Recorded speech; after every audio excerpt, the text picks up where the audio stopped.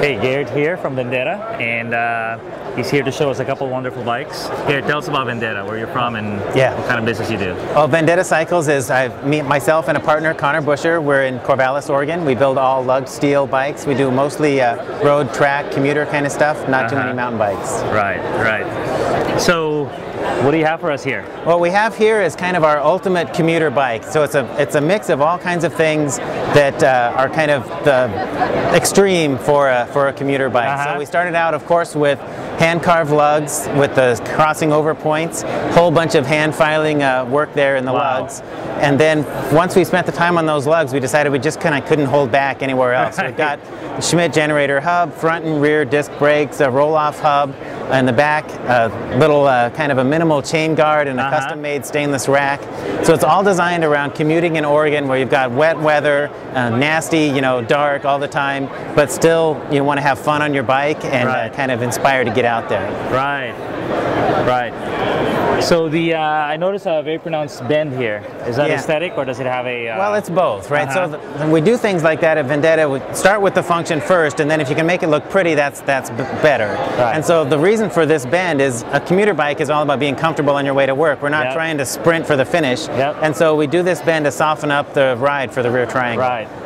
If we were building a track bike, probably not so much on bent state. Right, right.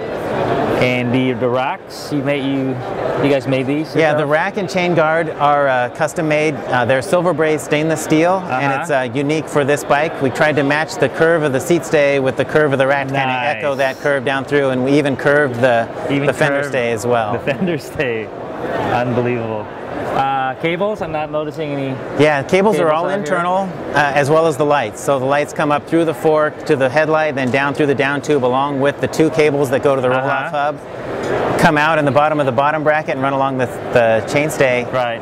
The brake cables also go even inside the fork blade. No way. Inside the top tube and inside the seat stay. Oh my God. There's a lot of stuff on a commuter bike, and it usually can look kind of clunky with all these things bolted on. And so we wanted to have lots of fine details for you to look at, but then strip away the other stuff that kind of clutters up the bike. Right. It's so clean. And another thing I noticed was the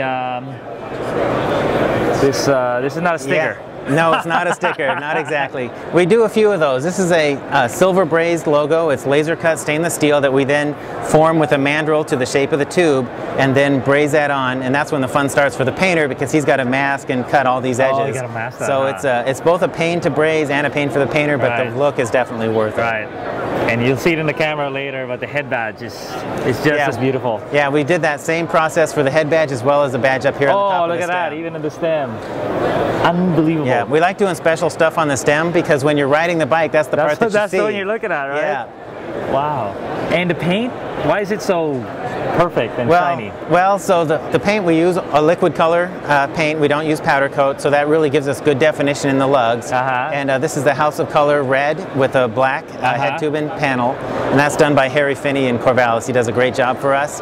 On this bike, we have some custom pinstriping. So this striping on the seat stays and on the seat tube, as well as all the lug outlining, was done by Jim Carmickle in Eugene, Oregon. He's an old-time hot rod pinstriper. He's 70-something years old. That's an old school skill. Yeah, been pinstriping since he was 15, so he's done it before. Right. Well, a fine example of your work, Garrett. Thank you very much.